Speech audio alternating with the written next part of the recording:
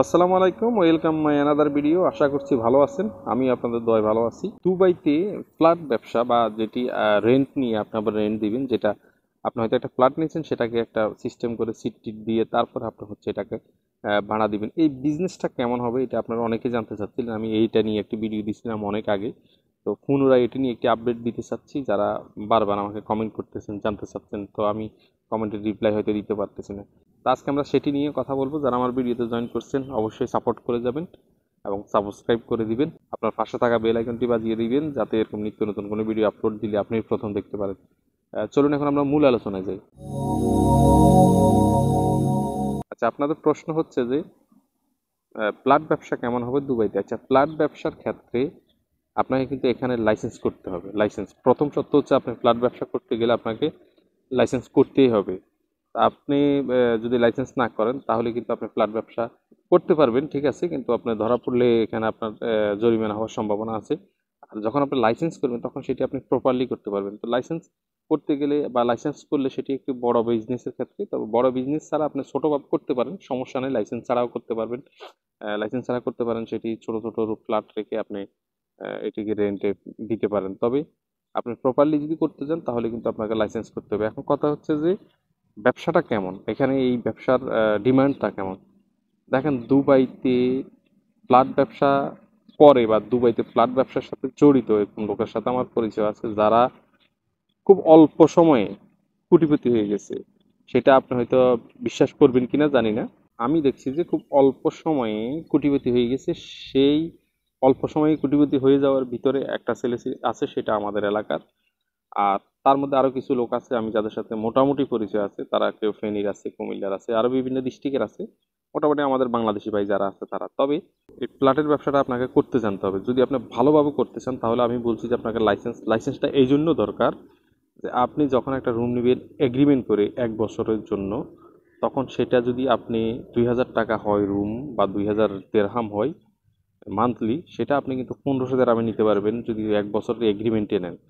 তো আপনার লাইসেন্সটা এই জন্য দরকার, আপনি এগ্রিমেন্টে যখন নেবেন তখন আপনার লাভটা বেশি। আর রুমের থেকেও যদি আপনার কাছে ভালো অ্যাবিলিটি থাকে বা ভালো টাকা পয়সা থাকে, তাহলে সেক্ষেত্রে আপনি পুরো একটা ফ্ল্যাট নিতে পারেন। যে আপনি পুরো একটা ফ্ল্যাট নিতে পারেন, সেই ফ্ল্যাটটা দেখা গেছে যে 3 রুমের একটা ফ্ল্যাট আছে, সেই ফ্ল্যাটটা যদি আপনি 1 বছরের এগ্রিমেন্টে নেন, তাহলে কিন্তু আমি যে বলছি যে 2,000 টাকা যদি রুম পার রুম হয় তাহলে 6,000 টাকা মান্থলি। আর 6,000 টাকা যদি মান্থলি হয়, সেই ক্ষেত্রে আপনি যখন এগ্রিমেন্ট করবেন আপনার লাইসেন্সের উপরে 1 বছরের জন্য, সেটা আসবে আরো 1500 টাকা এখান থেকে কমে যাবে। অর্থাৎ 1500 টাকা যদি কমে যায়, সেই 1500 টাকা মান্থলি আপনার লাভ হচ্ছে। তাহলে ওইখান থেকে আপনি আরো 1,000 টাকা লাভ বের করেন আরো 3 রুম থেকে, তাহলে 1,000, 1500, 2,500 টাকা আপনার লাভ হচ্ছে একটা ফ্ল্যাট থেকে। সে একটা ফ্ল্যাট কত আসে 1 বছরের জন্য, সেরকম এগ্রিমেন্ট করে আপনি নেবেন।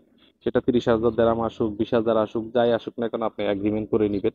তো এই এগ্রিমেন্ট করে নিলে ফায়দা হচ্ছে এটা যে আপনি লাভটা একটু বেশি হবে। তবে এটার পিছনে আপনাকে সময় দিতে হবে। অনেক লোক আছে যারা আপনাকে মিথ্যা বলে আসবে রুমে, 10 দিন থেকে চলে যাবে, আপনি হয়তো বুঝতে পারবেন না কিভাবে চলে গেছে, তাহলে সেক্ষেত্রে আপনার লস। এই 10 দিন থেকে চলে গেছে, এর ভিতরে আপনি টেনশন ছাড়া বসে আছেন যে আপনার রুম তো সিট খালি নেই, তাহলে সমস্যা কোথায়। কিন্তু যখন 10 দিন পর চলে যাবে ওই ভদ্রলোক, তখন আপনি বিপদে পড়বেন যে এই 1 মাসের যে এক সিটের ভাড়া যদি 250 থেকে 300 টাকা হয়, তাহলে সেই লোক চলে যাওয়ার কারণে আপনার যে 2,500 টাকা প্রফিট, সেখান থেকে 300 দেরহাম কিন্তু কমে যাবে। এরকম যদি 2 জন চলে যায় তাহলে কিন্তু আপনার 600 দেরহাম কমে যাবে। তো সেই ক্ষেত্রে আপনার এটার প্রতি এক্সট্রা কেয়ার করতে হবে এবং সময় দিতে হবে। সময় দিয়ে তারপর আপনাকে এই ব্যবসা করতে হবে। আরও একটা ইনফরমেশন দিই, সেটা হচ্ছে যে আপনি যখন শুরু করবেন তখন আপনি সবসময় খেয়াল রাখবেন আপনি যে রুমটা নিতে চাচ্ছেন বা আপনি যে ফ্ল্যাটটা নিতে চাচ্ছেন, সেটি যাতে এমন জায়গায় হয় যেখানে রুমের একটা ডিমান্ড আছে, যেখানে মানুষ বেশি থাকে, বা যেখানে আপনি রুমের খুব ডিমান্ড থাকে, এরকম একটা জায়গায় আপনি চেষ্টা করবেন রুম নেওয়ার জন্য। সবসময় আপনি চেষ্টা করবেন যে রুম, ফ্ল্যাট টাইপের রুম নেওয়ার জন্য, যেটা ভাড়া দিতে সুবিধা এবং যেখানে মানুষ থাকার জন্য 100 টাকা বেশি দিয়ে হইলেও বা 50 দেরহাম বেশি দিয়ে হইলেও সেখানে থাকার জন্য ইচ্ছা প্রকাশ করে। এবং আরও একটা জিনিস আপনাকে মাথায় রাখতে হবে, এই ব্যবসা শুরু করতে গেলে আপনাকে লেবার ক্যাম্প এরিয়াতে, যেটা ক্যাম্প, ফ্ল্যাট এবং ক্যাম্পে বেশ কম আছে। ক্যাম্প হচ্ছে যে রুম হিসেবে, প্রত্যেকটা ক্যাম্পে আলাদা আলাদা আলাদা আলাদা রুম এবং এক জায়গায় নির্ধারিত এক জায়গায় টয়লেট কিচেন থাকে। ফ্ল্যাটে কিন্তু এরকম না। ফ্ল্যাটে হচ্ছে যে আপনি নির্ধারিত এক জায়গায় থাকবে না, প্রত্যেকটা ফ্ল্যাটের ভিতরেই কিচেন থাকবে, টয়লেট থাকবে, এটা অ্যাটাচ থাকবে। আর যদি আপনি ক্যাম্পে রুম নেন তাহলে সেক্ষেত্রে আপনার লাভ হওয়ার সম্ভাবনা খুবই কম। এখানেও আপনি এগ্রিমেন্ট করে নিতে পারবেন, তবে ক্যাম্পের লোকজন সবচেয়ে বেশি যাতায়াত করে, অর্থাৎ রিপ্লেস হয় বেশি আর কি। আপনি প্রত্যেক মাসে চেঞ্জ হওয়ার সম্ভাবনা থাকে। বেশিরভাগে বাইরে কাজ করে, কোম্পানিতে কাজ করে, অন্য কোম্পানিতে কাজ করে, বা তার ফ্রি ভিসার লোক, সে বাইরে যখন কাজ পায় তখন করে, কাজ না পাইলে বসে থাকে, এবং যখন ভালো কাজ পায় তখন সে অন্য জায়গায় চলে যায়। সেই ক্ষেত্রে আপনি চেষ্টা করবেন যে ক্যাম্প এরিয়াতে বা ক্যাম্প থেকে রুম না নেওয়ার জন্য। ক্যাম্পে রুম নিলে আপনার লাভের থেকেও লস হওয়ার সম্ভাবনা বেশি থাকে, এবং এক্সট্রা কেয়ারটা আপনাকে বেশি করতে হয়।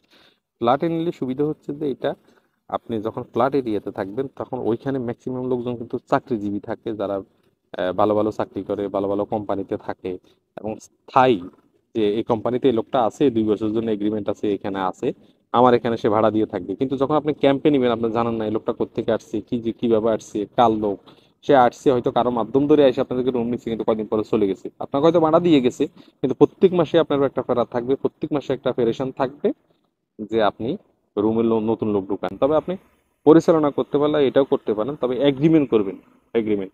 আর এগ্রিমেন্ট ছাড়া যদি আপনি করতে চান করতে পারেন, সেক্ষেত্রে আপনার লাভের পরিমাণটা কম হবে। কোনো লোক যদি রুম থেকে বের হয়ে যায় টাকা না দিয়ে, তাহলে লাভের থেকে কিন্তু আপনার টাকাটা কাটা যাবে। সেটা যখন আপনি এগ্রিমেন্ট করবেন না, বা আপনার যে ফায়দা, যখন আপনি এগ্রিমেন্ট ছাড়া নেবেন সেই ফায়দাটা কিন্তু অর্ধেকে আসে, আর যখন অর্ধেকে আসে তখন কিন্তু এই অর্ধেক থেকে একটা লোক চলে গেলে আপনার পয়সা কিন্তু কমে যাচ্ছে।